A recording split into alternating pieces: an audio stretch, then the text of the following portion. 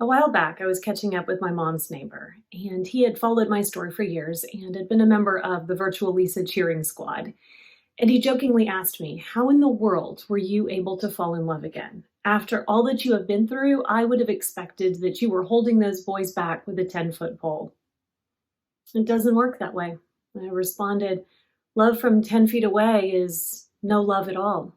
You either have to decide that it's not for you, or you have to go all in." But what I didn't tell him that day was how afraid I still was of being hurt again. After all, I had survived the unthinkable, barely, and I knew what that pain was like. And I knew I did not ever want to experience it again. And it's so easy for those of us that have been betrayed, that have been hurt so badly by the person that we loved and trusted the most, to live in that fear of being hurt again and to let it hold us back. But really, what we're doing is we're hurting ourselves before we allow anybody else the opportunity to. Now, when we're afraid of being hurt again, there are two common and opposite reactions. The first one is the tough response, I am going to build these walls. I am going to be so tough and so independent. I don't need anybody else. I'm not going to let anybody else in. If I don't allow anybody else the opportunity to get to know me, if I don't allow myself the opportunity to trust anybody else or to fall in love with anybody else, then I can't be hurt. But life behind walls is no way to live. And then there's the very real limitations of those walls. Because you see, you can build them so high that you prevent love, that you prevent joy. But no matter how fortified those barricades are, you cannot prevent pain. Now, true, that pain may not be coming from somebody else harming you, from somebody else betraying your trust, from somebody else abandoning you. But that pain is going to come from you hiding yourself away and from not allowing yourself to be seen, from not allowing yourself to have real connections with other people. Now, not everybody who is afraid of being hurt responds in this way. Others can respond by becoming almost needy, by thinking that if I am just the perfect spouse or the perfect partner, that nobody will hurt me again, that nobody will leave me again.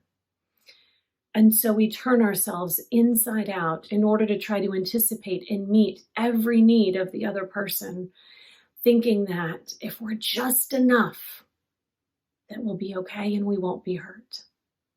But even though we're letting others in, we're also denying ourselves. Whereas the person that builds walls says, "I don't need anybody else." The person that becomes needy says, "I can't survive without anybody else." But the truth, well, it's in the middle. The truth is that you don't need anybody else. You are enough. But we are also at our best, and we have our most fulfilling existence when we allow others in. And just like there are no walls that are high enough to prevent pain, there is no spouse good enough, no person perfect enough that they can prevent somebody else from hurting them. And it makes sense after we've been hurt that we seek to control our lives. We seek to control those around us because we don't want to be hurt again. And so we tell ourselves that if I just do this thing, that I won't be hurt. And yes, trust and love, it is a risk. But love, it's all or none. If you try to hold it at a distance, you only end up pushing it away. If you attempt to control it, you will inevitably strangle it. If you build walls and hang back out of a fear of being hurt, you are avoiding the very intimacy that is the foundation of a relationship. If you punish your new partner for the sins of the old, you are wrapping your now in the cloak of the past. If you are operating under the assumption that your new partner will hurt you, they likely will. After all, the dog that you expect to bite often does. Now, this is important. Love is always a risk, whether you have been hurt before or not. It's just that those of us that have felt the anguish of loss know exactly what it is that we are risking. And you may decide that it's not for you, that you're happier alone and you don't want the risk or the compromises again. And that's okay.